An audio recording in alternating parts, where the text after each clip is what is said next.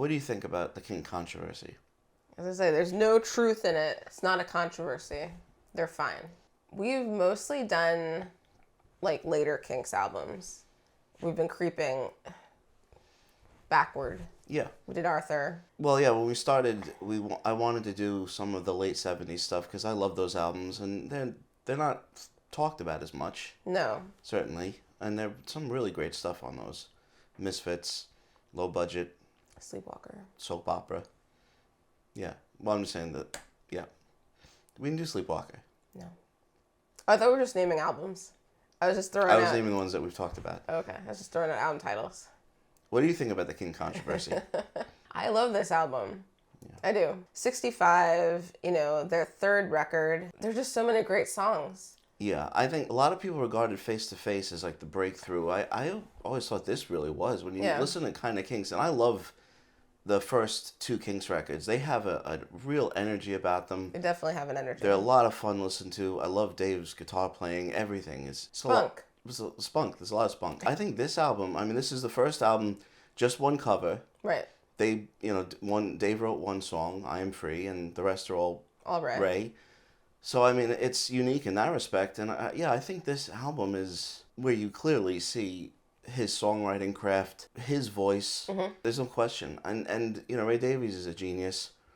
The depth that he gets into these short songs at his age as well. There's a real world weariness on this record. He was born older than his years. If you listen to the Kinks as a whole, mm-hmm. It's really him telling stories throughout this whole period of time. And there are threads, there are themes through all of these records, all of these stories that Ray Davies has been telling. A fascination with the past. Yes, but also a skepticism of nostalgia, mm-hmm. Which you see here, like for the first time, maybe not for the first time, but you definitely see it. Or like, the world keeps going round, and there is, and even where have all the good times gone? And there's a really interesting, both a desire for simpler times and a doubt about whether there ever were any simpler times at the same time. It's almost like not quite trusting the impressions or memories that you have, Yeah, and that continues. It definitely continues. The thing that's interesting about the Kinks is I feel like they never even brush up against sentimentality. No. It never goes there. Well, I was saying he's, as opposed to something like you said, like Penny Lane, you said before. Yeah. Not just now, unless you're... Years ago I said this. You're senior acquaintances.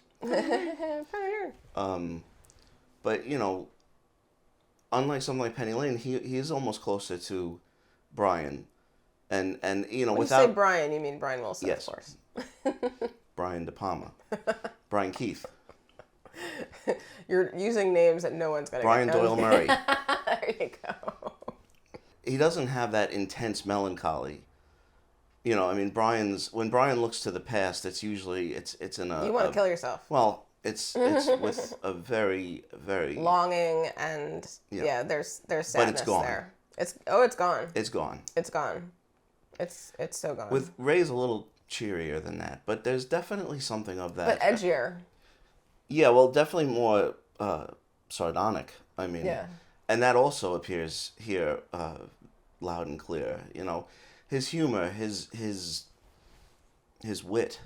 Yeah. Really, this is an extraordinary thing. This album. I really did listen to this a lot. I think more than including Face to Face. I think I listened to this more. One thing about this album that I loved is Dave's guitar playing. Mm-hmm. I love Dave's guitar. He's a great guitar player. People talk about him, but they only ever talk about one song. Is it true that you cut with razor blades? It's like, but he's a great guitar player and a great songwriter. He's a great guy. He's an all-around great guy. We love Dave Davies. He's got great boots. He has a style, and it's definitely... frenetic. Yes, that kind of almost like sometimes staccato, frenetic.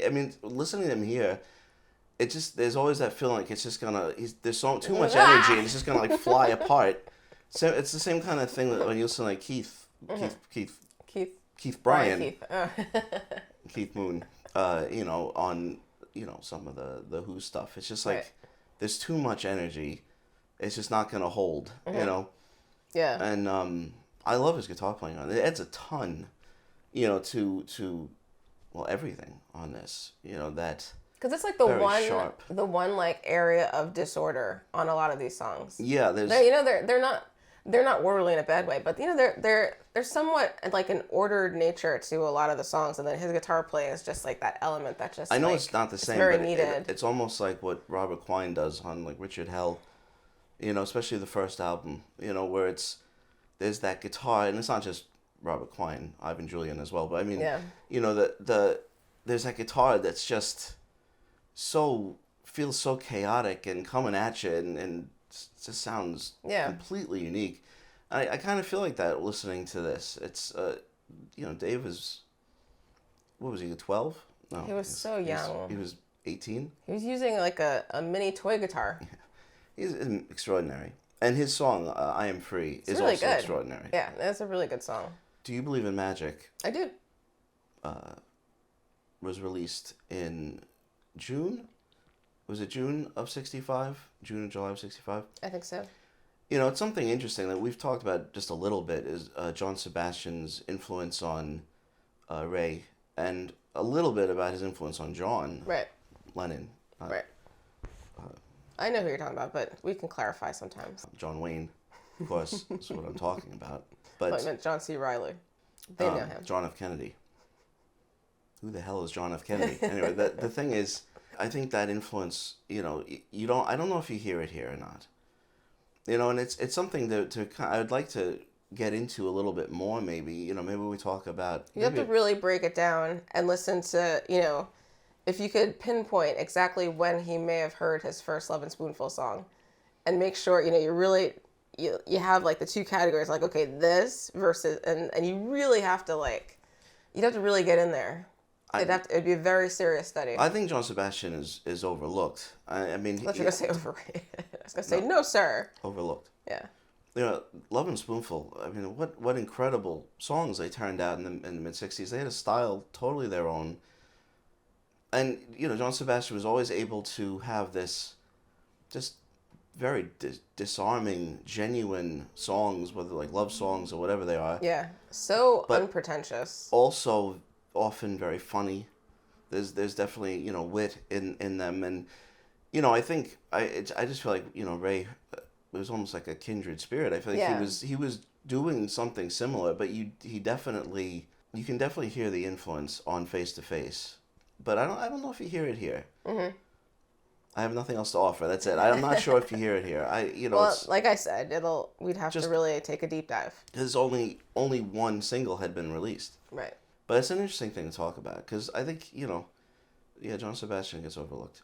Yeah, almost like you could do like a side by side talking about both songwriters. Be a great video. Stay tuned. Why it's sort of difficult to talk about is Ray doesn't really wear his influences on his sleeve the same way some of his contemporaries did.